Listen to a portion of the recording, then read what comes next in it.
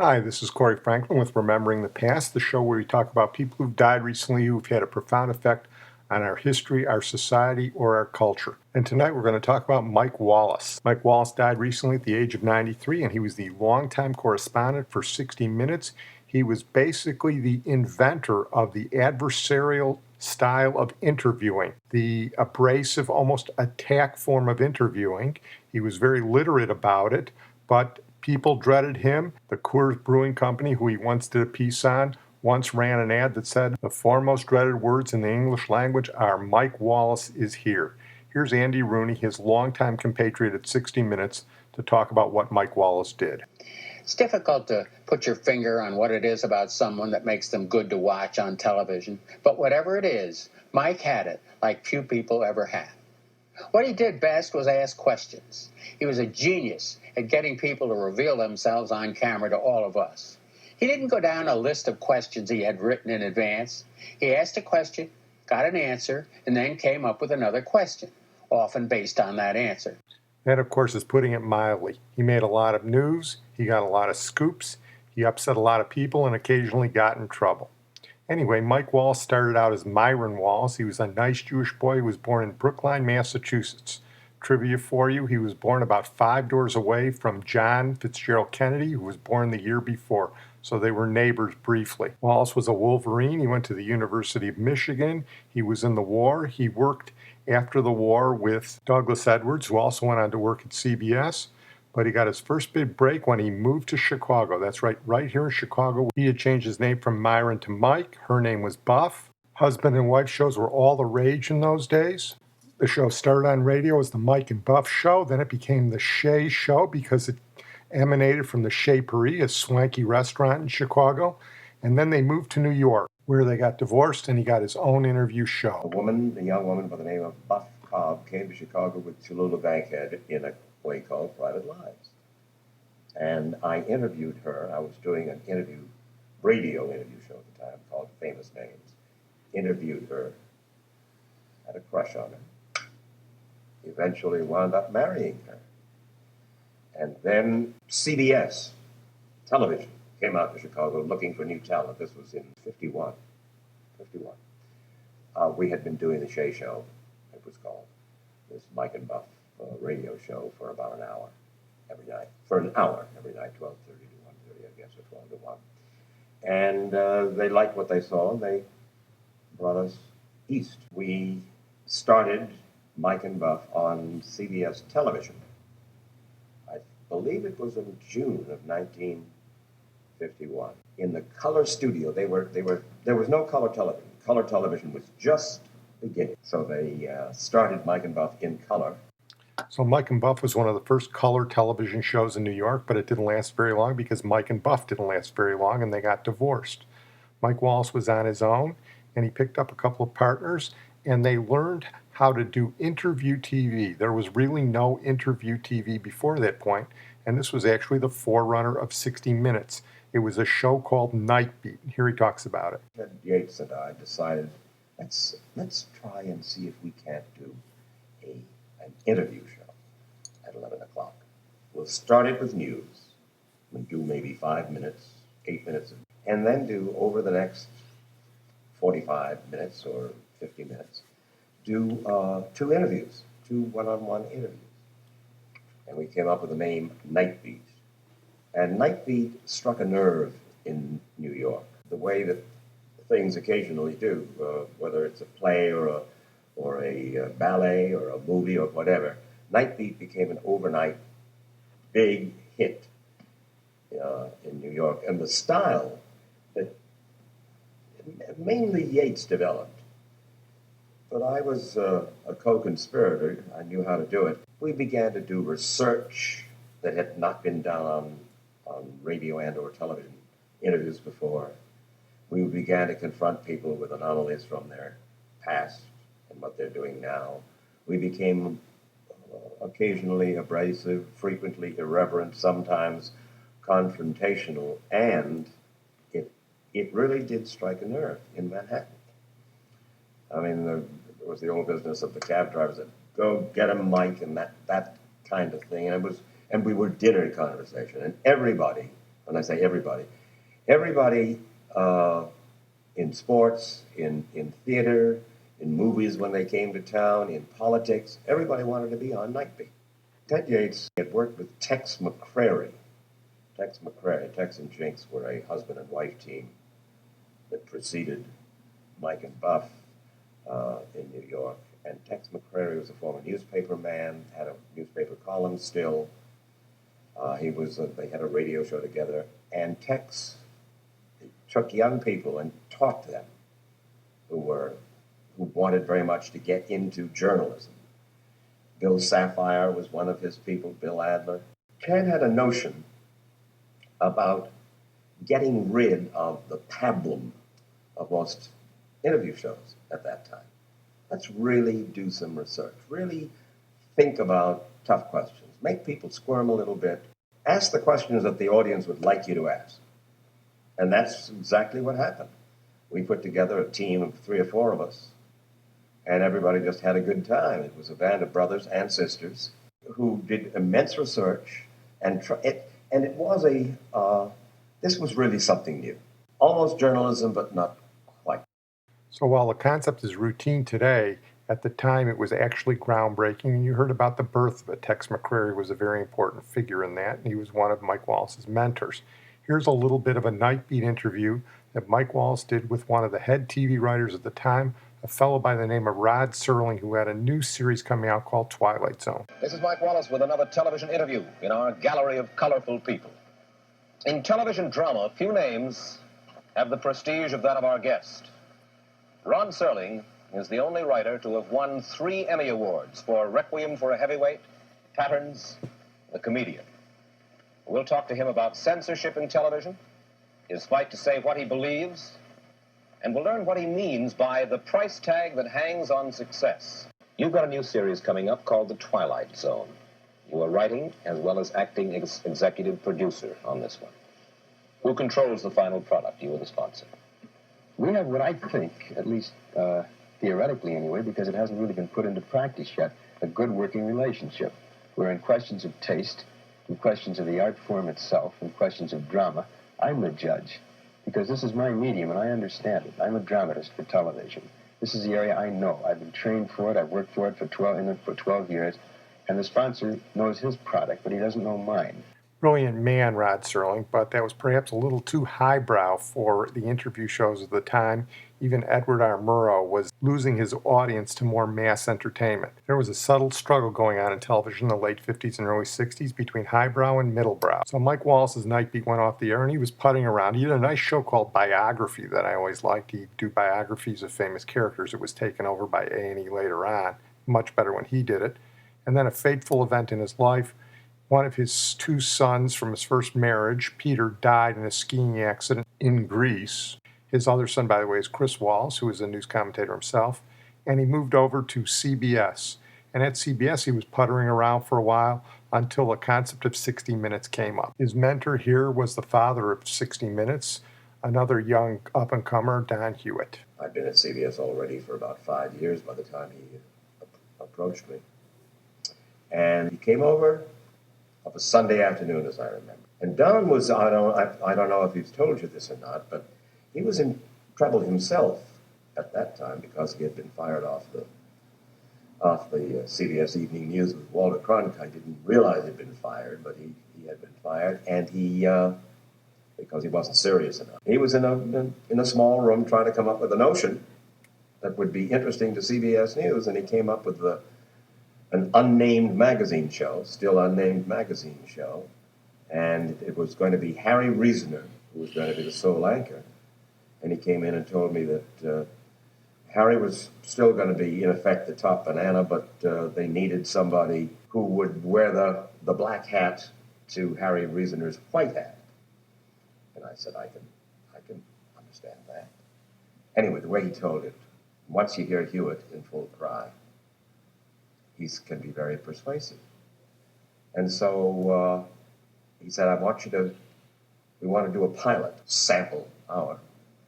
So Harry and I did it. All of a sudden we were on the air in, I guess it was September of 1968. And on the first broadcast was my profile of interviews with, and the piece in the hotel room of Richard Nixon. And as I remember, Harry had done the same thing with Hewitt Humphrey, and I believe that was also on the first broadcast, or if not the first, the second. Harry and I were an interesting contrast. We were very good friends, and an interesting contrast. And of course, he liked to do essays and expositions, and I liked to do tough interviews and investigations. So we made an interesting team. But the character of 60 Minutes obviously had to develop through the years. And only a couple of years, so Harry took off for ABC and Morley Safer came in his place. It wasn't quite the same mix that Harry and I had been, and there was a little difficulty getting that straightened around. But basically, we were given enough time. We were on Tuesday nights at 10 o'clock, opposite the Tuesday night movies on NBC, and I believe it was Marcus Welby or something like that on ABC. So nobody was watching us.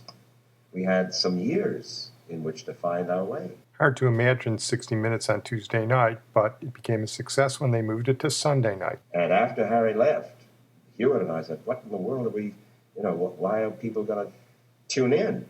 I thought I was going to be able to get back to doing interviews, not for a minute or two, but for, let's say, 15 or 18 minutes. We were, in the back of our head was the talk about investigations, which later became the hallmark. They didn't become the hallmark of 60 Minutes until after Harry left, and we hired producers, and we really did, on a regular basis, investigations, hidden cameras, ambush interviews, a lot of stuff that had never been seen, the kind of thing that only television can do, because it was live on tape. It was on tape, obviously. It was a success d'estime immediately. I mean, people just knew that something special was going on. It didn't get popular, I am persuaded, until the Yom Kippur War, the 73 War, when there was the gas shortage and people couldn't get the gasoline to travel to Grandma's house on Sunday afternoon. There we were. And by that time, we had worked out who we were. Watergate was in full swing. There were no opportunities, believe it or not, back then, to do long interviews, to do searching interviews. Ted Koppel was a young reporter off in Saigon someplace or whatever. And we had an opportunity to own the television side of that story. And because I had certain familiarity with some of the characters in Watergate, John Ehrlichman and Haldeman and Nixon, Charlie Colson, and we really were able to do that as well as investigations. I don't think Wallace's interviews were always the deepest or the most intellectual of anybody's, but they were the most dramatic, and he got the best guests. Here's a little bit of the Shah of Iran before he fell. Wallace also did the Ayatollah and Ahmadinejad, so he did the heads of Iran for over 50 years. But the Shah of Iran was a very interesting interview, and here's a piece of it. Are you aware of a CIA psychological profile about you, sir? No, I must admit that it's the first time I hear that. Truly? Yes? What is it? Would you be interested in hearing what the CIA had to say? Yes, why not? Really? Yes, why not? I have your permission? Yes, sure. You won't send me to the Savak if I ask? I would spare you this terrible ordeal of going through torture. This secret study portrays the Shah as a brilliant but dangerous megalomaniac who is likely to pursue his own aims in disregard of U.S. interests. So how could I be your man, your agent, How do you mean?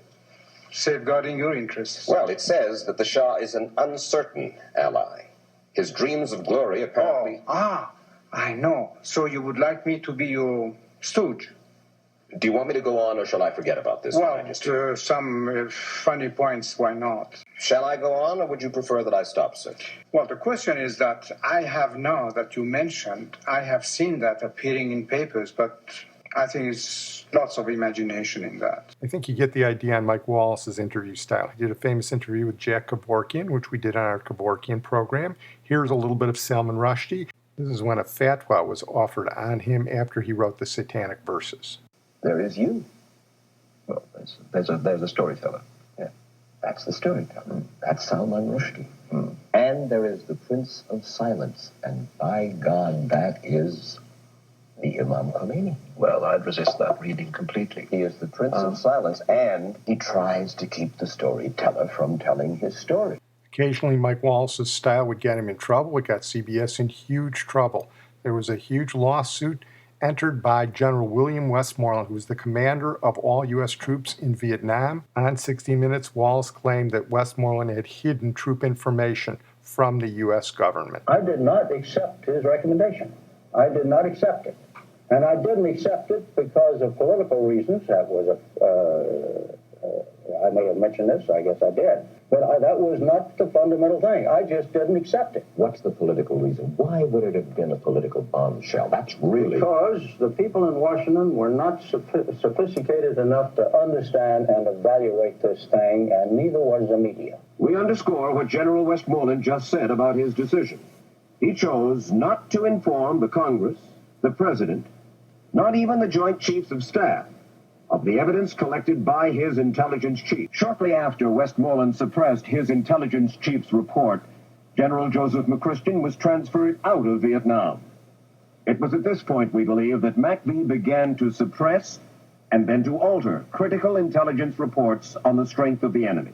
Westmoreland dropped the suit before it went to the jury. I think Wallace and CBS were hard on him, but the information they provided was essentially accurate, which is sort of the story of Wallace's career. There was another issue that Wallace was involved in, documented in the movie The Insider, where there was a suggestion at CBS and Wallace were holding back a whistleblower's information on Brown and Williamson Tobacco Company. And in The Insider, Wallace was played by Christopher Plummer, a great actor. Where's the rest? Where the hell's the rest? You cut it! You cut the guts out of what I said. It was a time consideration. Time? You corporate lackey. Who told you your incompetent little fingers had the requisite skills to edit me? I'm trying to band-aid a situation here, and you're too dim to... Mike. Mike? Mike! Try Mr. Wallace. We work in the same corporation doesn't mean we work in the same profession. What are you going to do now? You're going to finesse me? Lawyer me some more? I've been in this profession 50 years. You and the people you work for are destroying the most respected, the highest rated, the most profitable show on this network. Wallace wasn't crazy about some of the portrayal that Plummer did of him as sort of an egomaniac. It was a little for dramatic purposes, but eventually he got over it, and he lived out his tenure at 60 Minutes with a lot of respect from a lot of people. Here's his partner, Morley Safer, on Face the Nation. For half a century, he took on corrupt politicians, scam artists, and bureaucratic bumblers. Come on out. You don't want to talk to me? His visits preceded by the 4 dreaded words, Mike Wallace is here. I don't understand. They must be ashamed of something. Are you, sir? What is this? This is 60 Minutes. Wow. I mean, you're a crook. Doggone, I wish they didn't say that, though. Father, I want to read you some things. Mike took to heart the old reporter's pledge to comfort the afflicted and afflict the comfortable. You're contemptible. I mean, that's not for the camera. I'd like you to get out of here.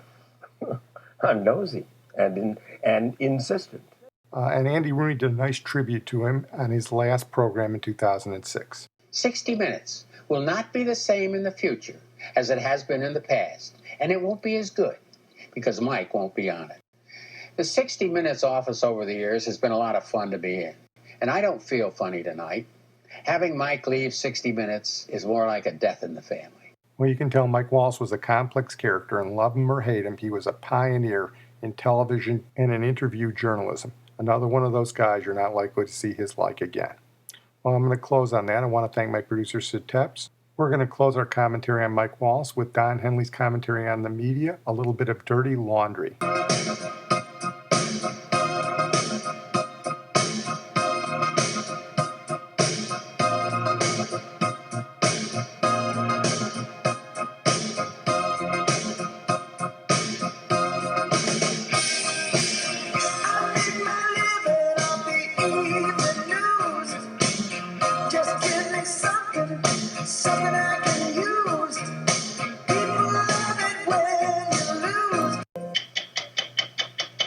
I'm Mike Wallace.